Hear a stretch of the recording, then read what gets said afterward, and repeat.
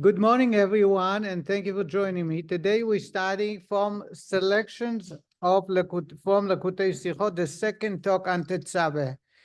The discussion today would be the difference between pomegranates and apples. But in order for us to actually get the difference, we will discover many details and opinions in the Torah regarding apples, or I'm sorry, pomegranates. So I'm reading some of the text. I will be skipping and sharing a summary, so we should be able to cover the entire topic today. The Torah describes the robe worn by a Kohen Gadol, the high priest, stating, this is in this week's Torah, you shall make pomegranates of tcheles on its hem, all around the hem, with bells of gold between them all around. This is the text. Create pomegranates from blue, tcheles, wool dyed sea green or sky blue. This is the color of tcheles. And there should be bells in between the pomegranates and the hem of the coat, the robe that you wore. Rashi explains that although the pomegranates were round and hollow, what is a pomegranate? It's hollow and it was a round shape. The intent of the phrase bells of gold between them, besocham, is to clarify that the bells were not located within the hollow space of the pomegranates, like a bell today that has it's in the middle of the cone, but it was outside. But rather between them all around. Between every two pomegranates, one bell was attached and suspended at the bottom of the robe's hem. Rashi makes it clear. Upa'amonei zahav betocham besoicham, inside is not inside the hollow pomegranate, but on the side of the pomegranate. So there was a hollow pomegranate, shape hollow, and a bell outside. Another pomegranate, a bell. Pomegranate, bell. There was nothing inside the pomegranate. It made the sound because the bell would go against the pomegranates from the outside, not inside. They cut it, they made a shape of a ball. They cut it in half. It's not pomegranates. They did it lechatchila to begin with. They made the gold on a mold, on a ball, as a mold. It says hollow. It says hollow. Hollow pomegranate, not hollow. Hollow means it's empty inside. But it's made of fat, so it's made of fabric. Is it the real fruit or is it just a copy of the fruit? It's very small. It's small. It's a shape of a pomegranate made out of tcheles, made out of this wool dyed. But I think the material was copper. No, it says wool. Wool. Tcheles is wool. What it says in the notes. I think it's the dye, not the material itself. What does it say? It says it's dyed wool, sea green or dyed sea sea blue? green or sky blue. Wool. It's So also blue. how will it make noise? It doesn't. It's the bells that make the bells make noise. But the bells were separated by pomegranates. Yeah, but when he walks, the bell makes noise.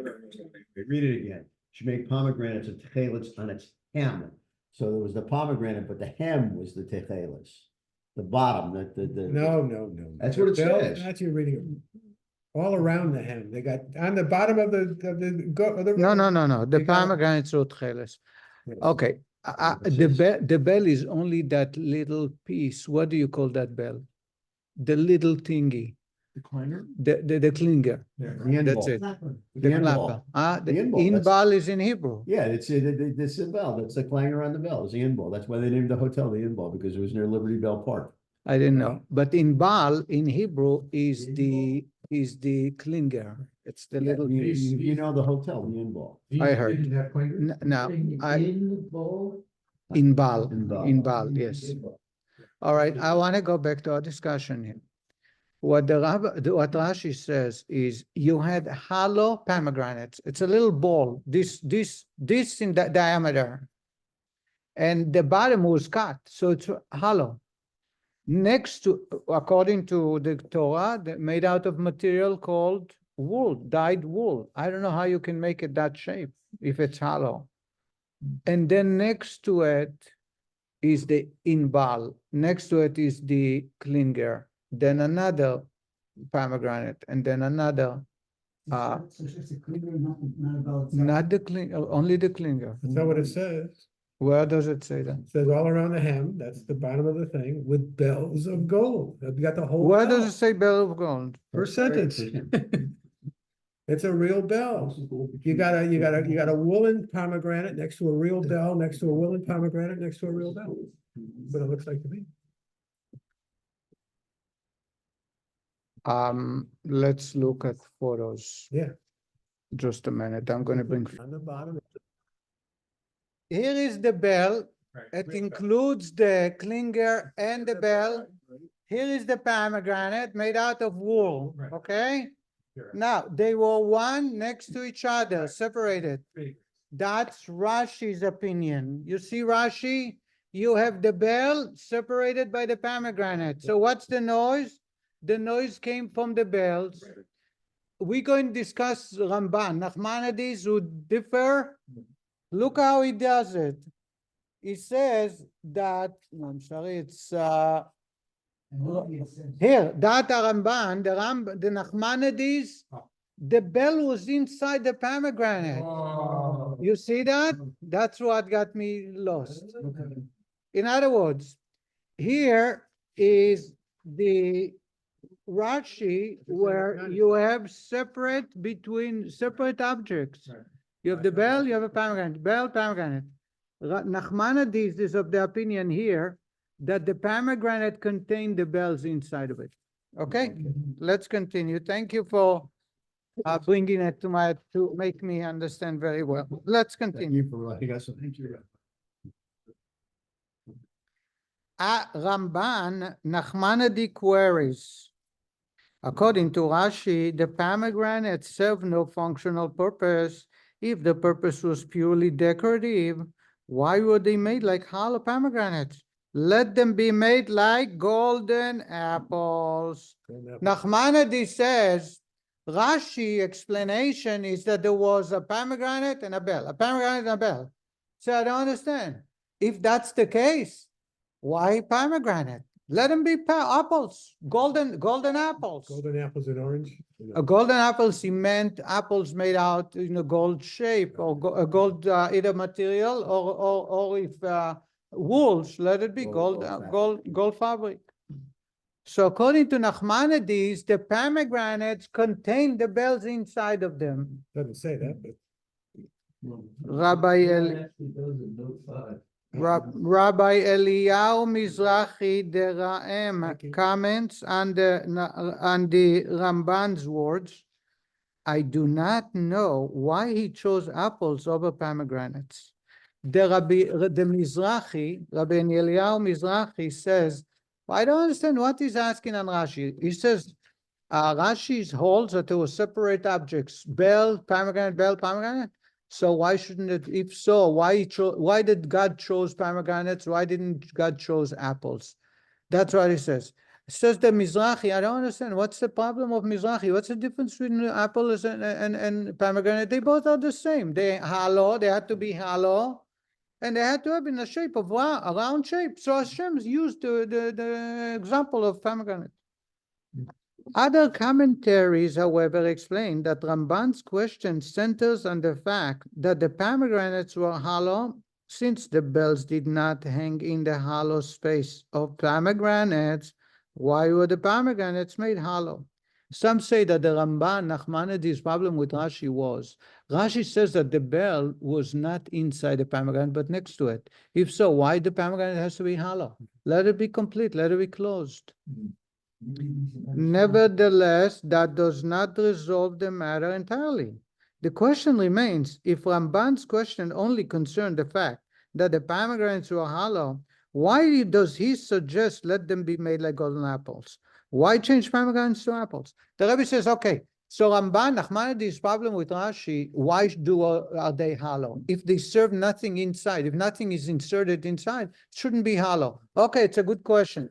But why Nachmanides used pomegranates instead, apples instead of pomegranates? What's the problem with pomegranates? Pomegranates and apples, they're all the same. The shape is going to be the same. It's a circle. What's the question? Golden apples is oranges. Is golden apples oranges or not? They're talking apples, they're talking oranges. Huh? But 11 answers the question with a question. Which one is it? Golden apple, are we talking oranges or are we talking apples? In Nachmanides' time, there were no golden apples. There were no oranges. Just golden apples, okay, Apples that in the colon died in gold. okay. Now, from today's world. So all again, golden apples. I would like to summarize so we can move on quick. God commanded to create hollow pomegranates and bells on the hem of the robe. Rashi explains that the pomegranate and bells were created. Pomegranate is hollow, in wool dyed blue, and next to it is the bell. A pomegranate, a bell, a pomegranate, a bell. Ramban Nachmanides says, no, the pomegranates contain the bells. That's why they had to be hollow. The Rebbe says that Nachmanides is asking on Rashi, why, if they serve no purpose, why pomegranates? Let it be apples. Some rabbis explain that Nachmanides' problem with Rashi was if they're hollow and they serve no purpose, they can be apples. Says the Rebbe, I don't understand. What's the difference between pomegranates and apples? And therefore, so we have two opinions, the order in which it was on the bottom, on the hem of the robe, and Nachmanides used the question, why not apples? The Rebbe will come up with the idea that nothing is just jokingly or just for the fancy of the question. If he asks for it to be apples, there is a reason for it. Only the high priest who wore 8 garments, one of them is a robe. So the bells were not exposed if they were inside the pomegranates. The bells were not. According to Nachmanides, according to Rashi, they're fully exposed. But they still rang. According to all, they had to ring. They had to make noise. No, that's what you know, because. The Torah says, "V'nishma koiloi bevoil hakodesh." Let the sound of the bells cling, make noise when he enters to the holy temple. So the purpose is to make noise. The bells refer only to the clapping, not the bell itself. Yeah, no, the whole bell, The bell. The whole bell? the whole bell. On the surface, the following explanation can be given. The menorah also included decorative features. Its goblets, its globes, and its flowers, with the globes shaped like apples. There are different decorative shapes in the menorah made out of gold. There were buttons like flowers, there were goblets, and there were globes. The globe is called, it is a shape of an apple. If you look at the pictures of the menorah, you always see it's like a ball. Since Rashi understands that the pomegranates of the robe served only a decorative purpose, according to Rashi, the pomegranate did not contain the bell, so they had no purpose. Similarly, they, like the globes, a decorative feature resembling fruit of them in the menorah, should have been apple-shaped and not pomegranate-shaped. Says the Rebbe, maybe you can explain that Nachmanides says to Rashi, if you told me that it's just for decorative, because it had no purpose according to Rashi, then the Torah should call it apples, just like it calls apples on the shape of the menorah that was only decorative. Says the Rebbe, nevertheless, there are still points that require clarifications. A, the fundamental issue requires explanation. Why is decorative associated with the shape of an apple? Even though the menorah contains shapes that are only decorative in the shape of an apple, a circle, a full circle, what's the connection to apple? Number 2, B, according to Rashi, for what reason were the pomegranates chosen as a decorative feature for the robe, but apples for the menorah? And Rashi says God chose rimonim, pomegranates. Why for the decorative piece? According to Nachmanides, the purpose of the pomegranates is to house the bells. According to Rashi, they're just for decoration. Why God chose pomegranates for the robe and chose apples for the menorah? Says the Rebbe.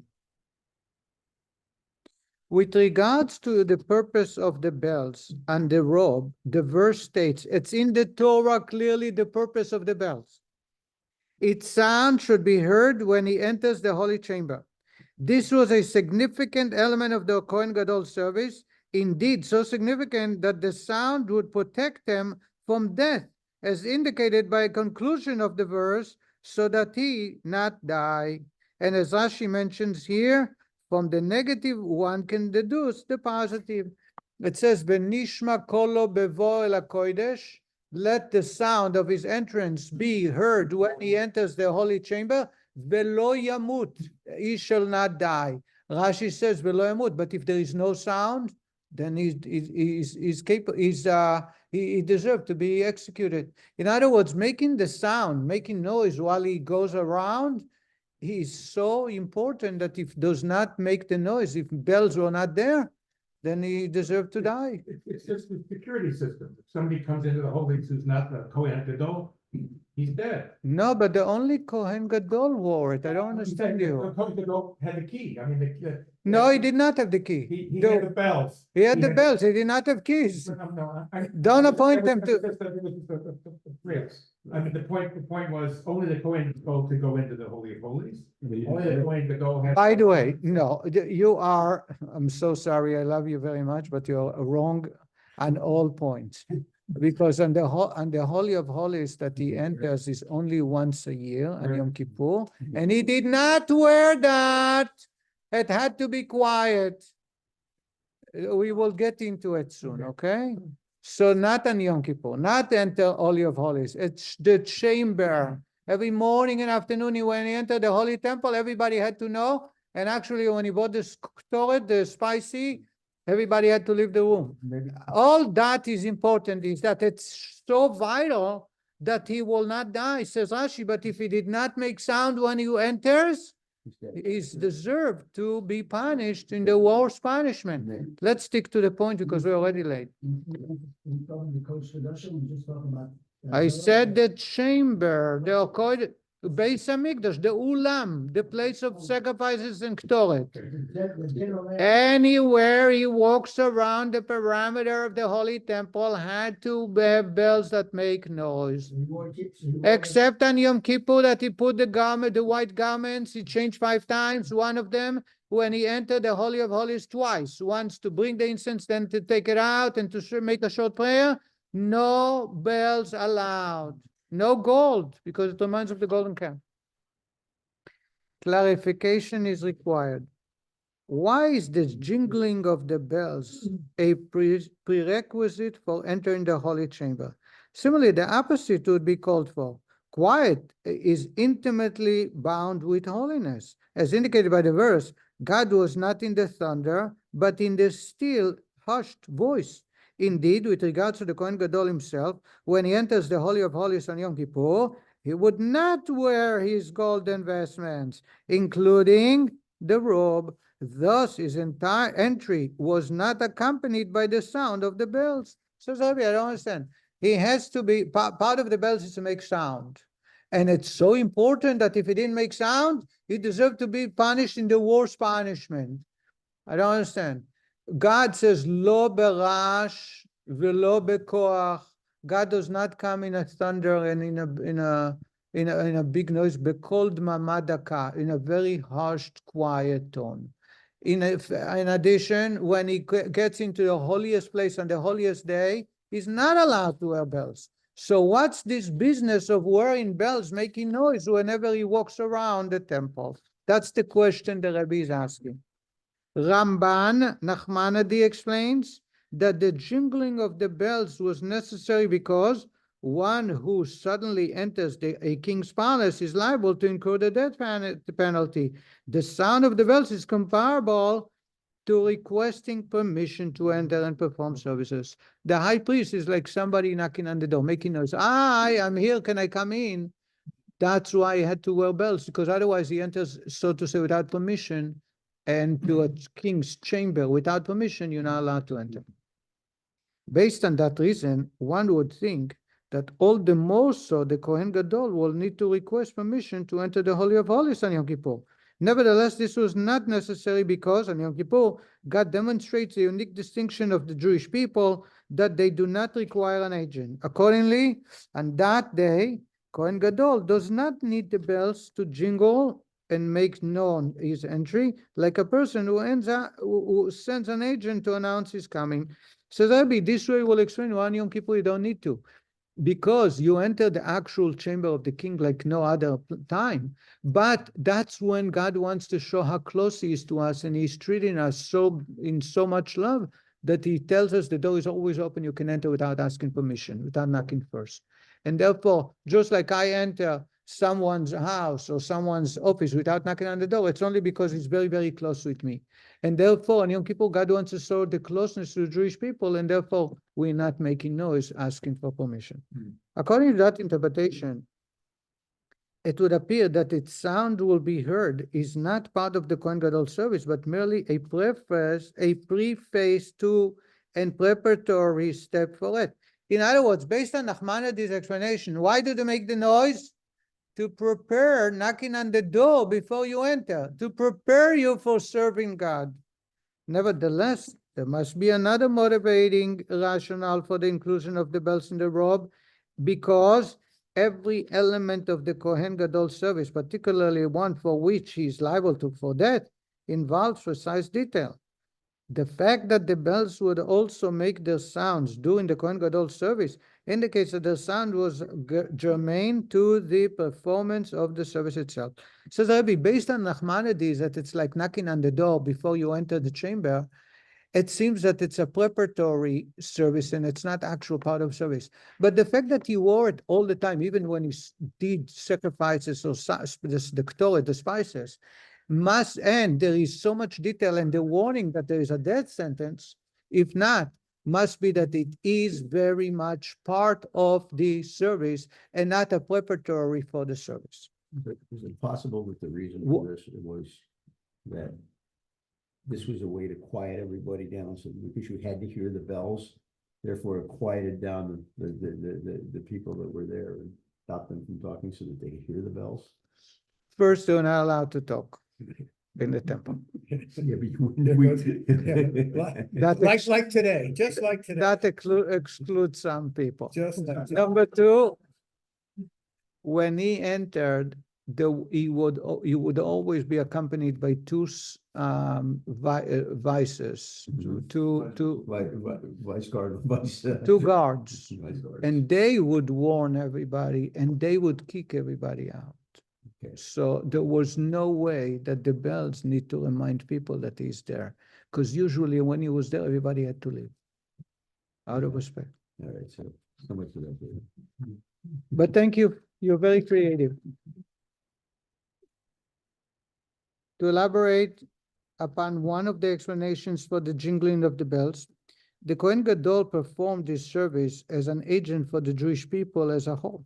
This implies that when he would enter the Holy of Chamber, he would take with him the entire Jewish people. One of the explanations, the Kohen Gadol is a rep of each one of us, all the people, all types, all classes, not just the rich and famous, not just the Hollywood stars, but even the simple persons who had not been to synagogue ever. When he serves God every morning, bringing spices, praying to God, whatever activities, he represents all of them. Says the Rebbe, as explained at length in several sources, the divine service of Baalei Teshuvah, penitents, people who return back to God, who are motivated by their distance from God and seek to flee from evil, is carried out with a clamor. It is like one who bolts away from a life-threatening situation with shouts and an uproar. Says the Rebbe, there is a class among Jewish people called Baalei Teshuvah. A Baal Teshuvah is someone who ran away from evil, but the way they run away is they catch their breath. They make noise and shout, please help me, please save me, I'm running away. escaping from the mouth of the lion. Parallel, mouth of a lion, right. So you lose your mind, so to say, and you're screaming and screaming. Parallels to such divine services exist for every Jew, even one who is not seen. When he contemplates his spiritual state, he realizes that he is distant from God because the animal soul still exists within him with its initial strength. His ego, his wants and desires motivates his thoughts. He is a yesh, a self-concerned entity separate from godliness. Alternatively, self-awareness may stem from the good within him. His godly soul, a holy entity, but one that is conscious of its own existence and is not characterized by bitul, self-nullification. The awareness that his selfhood distance from him from God arouse him, and he seeks to flee from that state with a loud clamor. In this vein, it is related that when the Baal Shem Tov was asked, why Hasidim make animated motions in the middle of prayer, he answers with an analogy. Anybody heard about Hasidim? You go to synagogue and you see Hasidim, oh Hashem, and they scream. Shokol is not the end of the world. They get emotional and they start screaming and yelling. There are videos on YouTube about people. They say, they get so emotional and their body is moving and they jump. Anybody seen that? Some of you did. If you didn't, you should. It's a nice one. I've experienced this a few times. I couldn't concentrate just watching it. So when the Misnagdim, when the Hasidim would pray that, by the way, in Chabad, the Mittler Rebbe, the second Lubavitcher Rebbe, had Hasidim were like that, and he says, no, that Chabad is about brains, not emotions. So you have to control emotions. That's why Hasidim pray, stand still. You don't even see that they get excited, etc. Other Hasidim are Chagat, Chesed Gvura Tiferet. It's all about emotions, and they express themselves in many, many ways. The Rebbe, the Alter Rebbe was questioned, was criticized. You Hasidim, when you pray, you shake the building because it wasn't wooden building, and the Hasidim would run from side to side, and they make noise, and they jump on their seat. And they asked Alter Rebbe, where is it coming from? Their fathers didn't do it, their grandparents didn't do it. Well, nu minhag, nu. So he said there is an analogy. He says, to a person drowning at sea, he will make all sorts of wild gestures to save himself and shout with all his strength for others to save him. Certainly no one seeing his gestures or hearing his sounds will find them humorous. He says, imagine someone feels that they're drowning. He's drowning in sin. He's drowning under the control of the evil tying the ropes against him. And he's screaming and yelling, help me, save me. He says, you cannot make fun of that person. Unfortunately, he's clinging to his life. Says the Baal Shem Tov, the same Hasidim, they feel at the time they're fighting the evil, they're trying to get rid of it.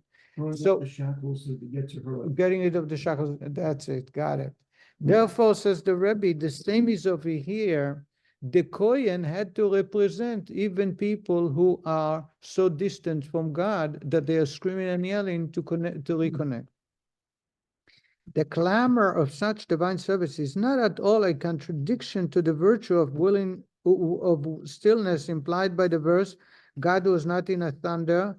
The name of God used in the verse is Havaya. Havaya, lo berash Havaya. The name associated with godliness that is utterly unlimited, transcending the worlds. To be a conduit for that level of godliness, one's divine service must reflect a still, hushed voice. That is, be carried out with consummate bittul. So the Rebbe, by contrast, there are two names of God. Havaya, which supersedes nature, above nature, it refers to tzaddikim, who don't have the issues of the evil. Elokim, the other name of God representing nature, that represent people who are fighting their yesh, their self-centeredness, and they're fighting the evil inclination. For those people, they're screaming and yelling.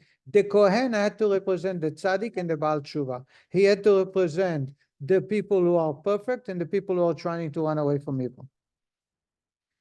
This is the reason the service of the Kohen Gadol throughout the year involved the sound of sounding heard, the sound being heard he had to take the entire Jewish people with him into the holy chamber, including also those Jews whose entire whose entry to divine service, the realm of holiness, is characterized by loud clamor. There says the Rebbe, and that's why the position of the belts under him, that is the lower edge of the robe, and the jingling of the bells alludes to the inclusion of Jews on the lower level, whose divine service involved approaching God from afar with a clamor, as explained above. Says Rabbi, that's why the belts were placed on the hem of the robe. You can hang it as a necklace. You can do a belt out of these devices. You do it on the hem of the robe, representing the lowest part of the Kohen Gadol, because he's including also people who are making loud sounds to return back to God, and that's why they are placed on the bottom of the robe.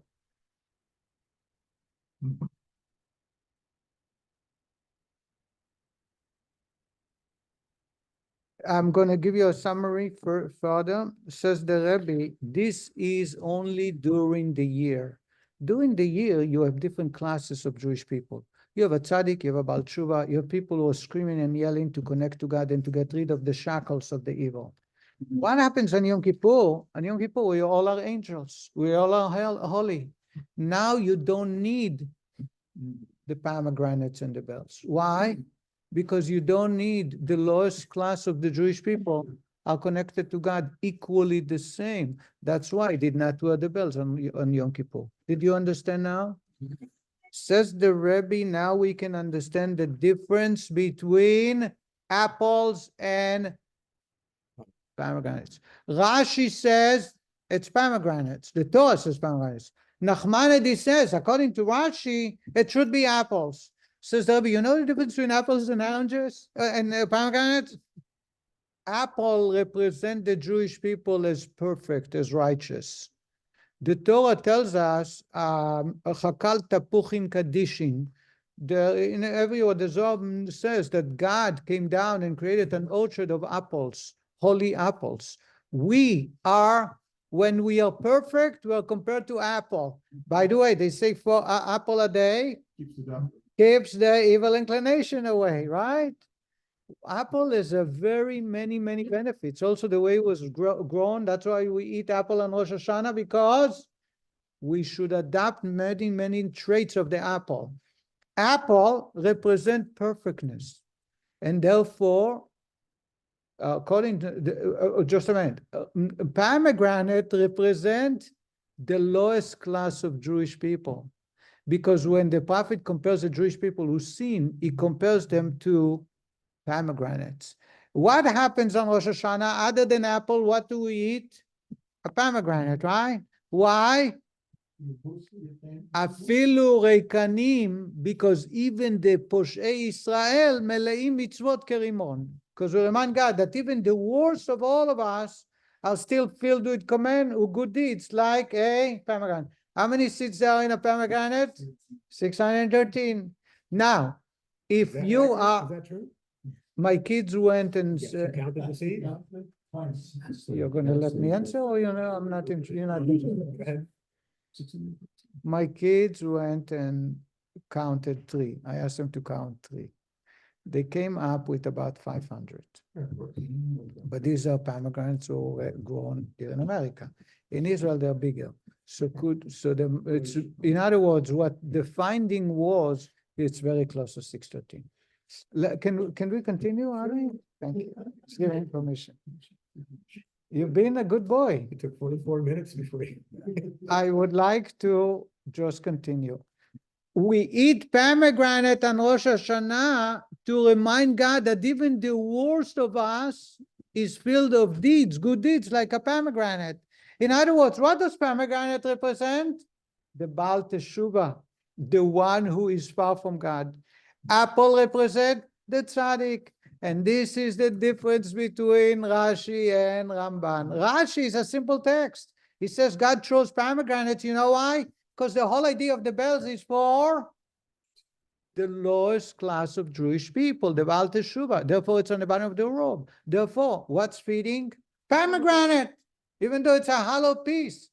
Comes Nachmanides and he says, according to Rashi, they serve no purpose because the bell was not inserted inside Why? What's wrong with golden apples?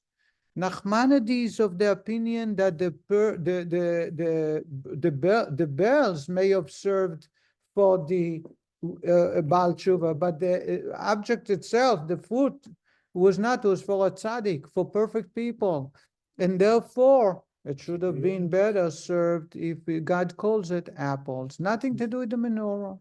The menorah, says the Rebbe, is kula zahav. It's all perfect, made out of one piece, representing the best of the Jewish people. Therefore, the shape, the round shape, is called apple, because apple is representing a tzaddik, a perfect person. The Rebbe goes on to conclude that in our generation, unfortunately, there are more pomegranates than apples. More people are totally forgotten about their tradition. And many are saying, well, you should be proud when you study Torah. You should be proud when you pray in synagogue. But why is this you share your pride when you connect to a Jew for the first time who never put on tefillin? And says the Rebbe, just like the high priest had to include all the Jewish people. And for the pomegranates, he had to have a bell, and the bell served inside of it had noise according to Ramban, or according to Rashi next to it. It is because in order for us to care for a fellow Jew, we need to include that class of people who are making loud sounds. First time they put on tefillin. Everybody on Facebook should see it. He's calling his mama. He's making sure. We need to not stop it, but encourage it, be part of it, and make sure that it goes viral and louder than they'd go, because that's part of the service of God. God makes it a prerequisite for the high priest, who is a perfect human being, to serve God only when he includes all the Jewish people together. And that should conclude the talk. Yes, you can, thank you. Thank you very much. Apples get a bad rep because of the. Apples are The righteous. Garden of Eden, There is no one that says it was apple. but not an apple. Michelangelo decides it was an apple, and that's it. Fruit. Some say fig, some say it was wheat, some say it was grapes, some say it was a etrog. What? Bye, everybody. What was